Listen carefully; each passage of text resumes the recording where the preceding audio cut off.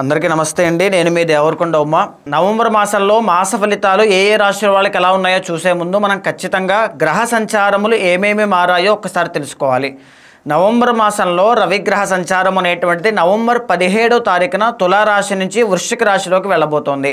ఇదే కాకుండా అక్టోబర్ 26వ తారీఖు నుంచే 40 రోజుల పాటు కుజగ్రహ సంచారము తులారాశి నుంచి వృశ్చిక రాశిలోకి వెళ్ళింది ఆల్రెడీ స్వరాశిలోకి.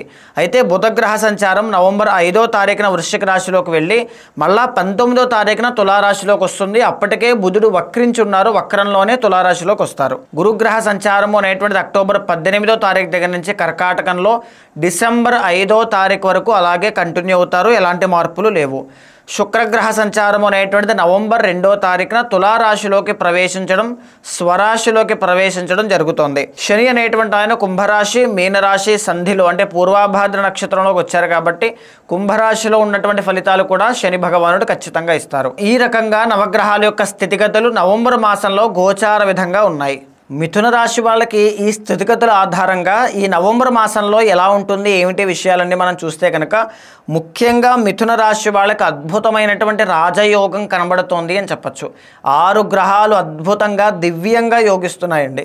ఎందుకనంటే మిథున రాశి వాళ్ళకి ఆల్రెడీ గురుగ్రహ సంచారం 2nd హౌస్లోకి రావడం వల్ల నూతన అవకాశములు కానీ, సువర్ణ అవకాశములు కానీ, ఉద్యోగ ప్రయత్నాలన్నీ కూడా సఫలీకృతం అవడం, వ్యాపారంలో లాభాలు, ధన ఆదాయం పెరగడం, ధన లాభాలు, వస్తు లాభాలు, వస్త్ర లాభాలు అన్నీ కూడా అద్భుతంగా కనబడుతూ ఉన్నాయి. అది ఆల్రెడీ మనం చాలా సందర్భాల్లో చెప్పుకున్నాం. అయితే మనం ఒక్కసారి మొత్తం చార్ట్ అంతా చూస్తే కనుక 2nd గురుడు యోగించడం వల్ల మంచి పేరు ప్రఖ్యాతులు పెరిగే అవకాశములు ఎక్కువగా ఉంటాయి, డబ్బు సంపాదన పెరుగుతుంది. కాబట్టి ఇలాంటి సమయాల్లోనే ఇంకా ఎక్కువగా ఫోకస్ చేయాలి.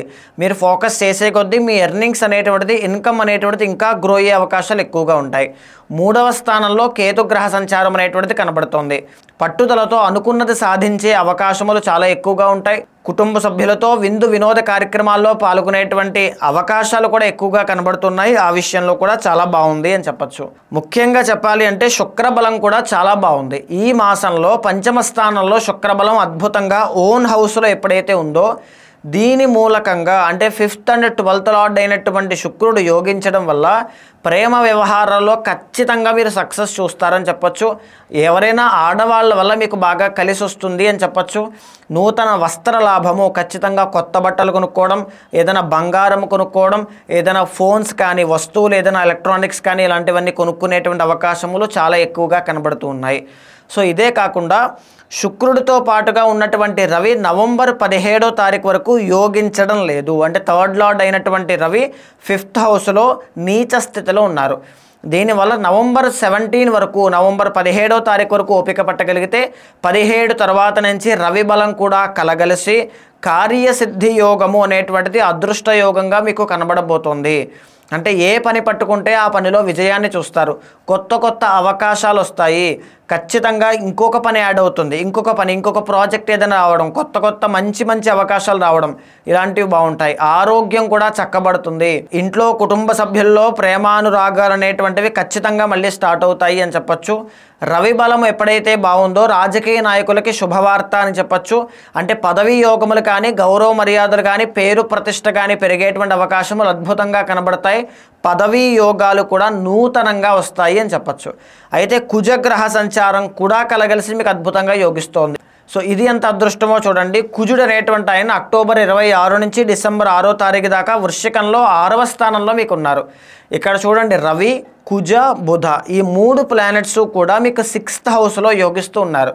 బుధ ఆదిత్య యోగము అనేటువంటిది పట్టింది. 100% నవంబర్ మాసంలో అంటే నవంబర్ 17th తర్వాత నుంచి మీరు ఏదైనా ఒక జాక్పాట్ అనేటువంటిది కొట్టే అవకాశాలు ఉంటాయి. బిగ్ సక్సెస్ అనేటువంటిది చూస్తారు.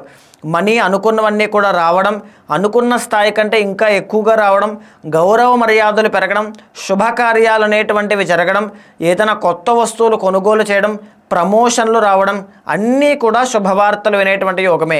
ఎప్పుడైతే 6వ స్థానంలో కుజుడు యోగిస్తూ ఉన్నారో ఇంకొక మంచిది ఏంటి అంటే అప్పుల బాధతో బాధపడేటువంటి వాళ్ళు కూడా అప్పులన్నీ తీర్చేసేటువంటి యోగం సుస్పష్టంగా కనబడుతుంది. ఇక్కడ పంచమ పంచమంలో శుక్రుడు ఓన్ హౌస్లో యోగిస్తూ ఉన్నారు. సినీ నాటక కళారంగాలు, నృత్య గీత వాద్యాది రంగాల్లో ఉన్న వాళ్ళకి కూడా అద్భుతమైనటువంటి శుభవార్తలుగా చెప్పుకోవచ్చు. కుజ బలము ఎప్పుడైతే ఉందో కన్స్ట్రక్షన్ ఫీల్డ్లో కానీ, రియల్ ఎస్టేట్ వ్యాపారంలో కానీ, కోర్టు సమస్యలు కానీ, న్యాయపరమైన చిక్కులు కానీ, భూ వివాదాలు కానీ, వ్యవసాయదారులు కానీ, భూ సంబంధిత వ్యాపారాలు చేసే వాళ్ళకందరికీ కూడా రాజయోగము అని చెప్పచ్చు. ఫస్ట్ అండ్ ఫోర్త్ లార్డ్ అండి మిథున రాశి వాళ్ళకి. సో ఈ ఫస్ట్ అండ్ ఫోర్త్ లార్డ్ అయినటువంటి బుధుడు యోగిస్తూ ఉన్నారు. వ్యాపార రంగంలో దినదిన అభివృద్ధి కనబడుతుంది. ఇంకా బాగా చెప్పాలి అంటే స్టాక్ మార్కెట్ కానీ, షేర్ మార్కెట్ కానీ, ట్రేడింగ్ కానీ చేసేటువంటి మిథున రాశి వాళ్ళకి అద్భుతమైనటువంటి శుభవార్తలు వినేటువంటి యోగం బాగుంటుంది. బుధ, గురు, కుజ, శుక్ర అన్ని గ్రహాలు కూడా యోగిస్తున్నాయి. సో 100% మంచి లైఫ్ని చూడబోతున్నారని చెప్పొచ్చు.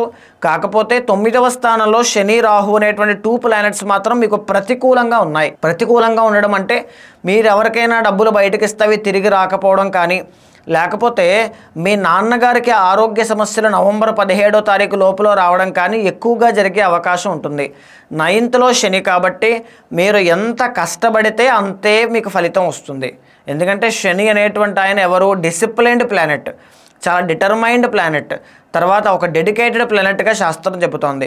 సో మీరు అంతే కష్టాన్ని అంతే శ్రద్ధతో ఖచ్చితంగా మీరు పాటించగలిగితే గొప్ప గొప్ప విజయాలన్నీ కూడా శని ద్వారానే మీకు మళ్ళీ వస్తాయి. 100% మిథున రాశి వాళ్ళకి ఓవరాల్గా మంచి శుభవార్తలు వినేటువంటి అవకాశాలు ఎక్కువగా కనబడుతూ ఉన్నాయి. మరిన్ని శుభవార్తలు వినాలి అనుకున్నా, శుభ ఫలితాలు కావాలి అనుకున్నా వెంకటేశ్వర స్వామి వారి ఆరాధన శనివారం నాడు ఎక్కువగా చేయండి. హనుమాన్ చాలీసా పారాయణ చేయండి.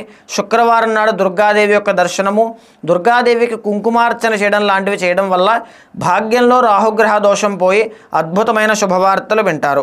ఈ మాసంలో మీకు శనివారము, మంగళవారము తప్ప అన్ని వారములు కూడా కలిసి వచ్చేటువంటివే. అన్ని రంగులు ఎక్సెప్ట్ బ్లాక్ కలర్ తప్ప అన్ని రంగులు కూడా చాలా బాగుంటాయి. 8 and 9 నెంబర్స్ తప్ప అన్ని నెంబర్స్ కూడా మీకు అనుకూలంగా ఉంటాయి అని చెప్పొచ్చు. సో చూసారు కదండి, మీ రాశికి సంబంధించి గోచార ఫలితములు అనేటువంటివి ఏ విధంగా ఉన్నాయో. ఇది గోచార అంశములండి. పర్సనల్ చార్ట్ అనేటువంటిది చాలా డిఫరెంట్గా ఉంటుంది. 40% గోచారం మీ జీవితం మీద ప్రభావితం చూపిస్తూ ఉంటే మిగిలిన 60% కూడా పర్సనల్ చార్ట్ మీద ఆధారపడి ఉంటుంది. ఖచ్చితంగా పర్సనల్ చార్ట్ ద్వారా మాత్రమే ఈ ముఖ్యమైన నిర్ణయాలు కానీ, ఆరోగ్య విషయంలో జాగ్రత్తలు కానీ, వ్యాపార విషయంలో ఇన్వెస్ట్మెంట్స్ కానీ ఖచ్చితంగా జాగ్రత్తగా తీసుకోవాలి. సో అలాంటి వాళ్ళు ఎవరైనా ఉంటే మీకు కింద కనిపించే నెంబర్కి కాల్ చేస్తే మా వాళ్ళు మీకు పూర్తి వివరాలు అందిస్తారు. అపాయింట్మెంట్ తీసుకోండి. తీసుకున్న తర్వాత మీ గోచారాన్ని, గ్రహచారాన్ని సమన్వయం చేస్తూ ఏదైనా దోషాలుంటే శాంతి పరిహారములు ఆచరింపచేసి భగవత్ అనుగ్రహం కలిగేలా చేస్తాను.